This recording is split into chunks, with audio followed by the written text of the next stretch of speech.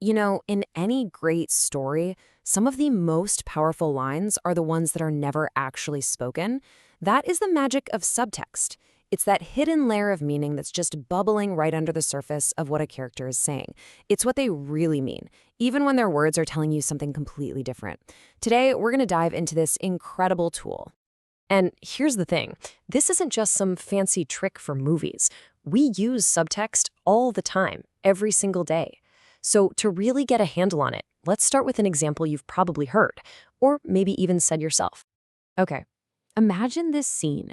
Someone you're with looks over at you and says, "Do you really not know why I'm mad?" Now, stop and think about that for a second. Is that a real question? Are they actually asking for information? Yeah, pretty much never, right? The words sound like a question, but the subtext, the real message, is actually a command. It's put down your phone, look at me, and connect with me. It's a cry for attention disguised as a question. And that, right there, is subtext in a nutshell. So, this little gap between what we say and what we actually mean, well, that's a screenwriter's absolute secret weapon for making characters that feel like real, breathing human beings. So let's put a name to it. So if we were to put a textbook definition on it, subtext is basically the entire unspoken world of a character's thoughts, their feelings, their deepest motivations. You can think of it like the engine running underneath the car hood. You don't see it, but it's what's driving the whole scene forward. But why does this work so well? Why is it so powerful? See, subtext isn't just about writing clever dialogue. The real key here is that it pulls the audience in. We have to lean forward, we have to listen closely, connect the dots. And when we figure out what's really going on, we form this incredibly deep emotional bond with the characters on screen.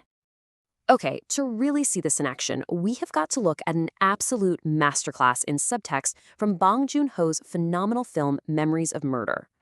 All right, let's set the scene. We are at the absolute peak of the movie, the climax. Detective Dooman, played by the legendary Song Kang-ho, has finally got his number one suspect, Hyun-kyu, right where he wants him. The air is so thick with tension, you could cut it with a knife. Now, this investigation has been a long, painful, frustrating mess.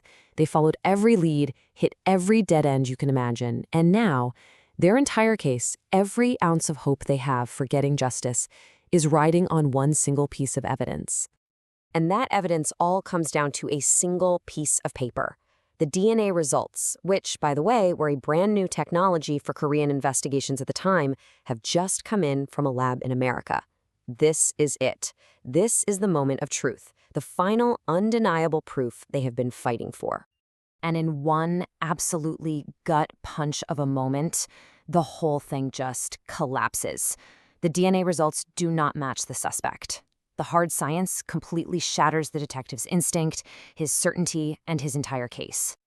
So what do you do as a writer in a moment of complete and utter devastation like this? Well, the script doesn't give us a big, dramatic speech. Nope. It all boils down to one quiet, haunting, unforgettable line of dialogue. The detective, he's just broken. He looks at Hyun-kyu, this man that he was so sure was a monster, who was now just a guy in handcuffs. And he says, "I don't fucking know. Are you at least eating? Are you at least eating?" I mean, what a strange thing to ask, right? On the surface, it makes almost no sense. But what is he really saying in this moment of total and complete failure? This one line is like a classic iceberg. The tiny part you see above the water is that weird question about food. But the massive, hidden part underneath is where the real meaning is. It's pure devastation. His mind literally can't accept that the science proved his gut feeling wrong.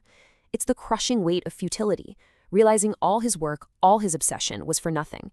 And ultimately, it's just helplessness. His entire identity as a detective has crumbled to dust in an instant. That single, simple question is so brilliant because it communicates an entire universe of pain and confusion without ever having to spell it out. It tells us everything we need to know about his internal collapse. It's just, wow, a true masterstroke of screenwriting. So what's the big lesson here for us? Whether you're trying to write a movie, a novel, or heck, even just telling a good story to your friends, the principle is exactly the same. Here is the bottom line.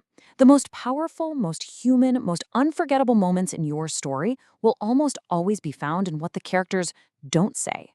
You have to trust your audience. Let them feel the weight of what's happening beneath the surface, and I promise you, they'll have a much deeper and more satisfying experience. So I'm going to leave you with this question. What's your favorite example of subtext in a movie or a TV show? A line that, on the surface, says one thing, but is really saying a million other things. Think about it, because once you start looking for it, you'll start seeing this powerful tool everywhere.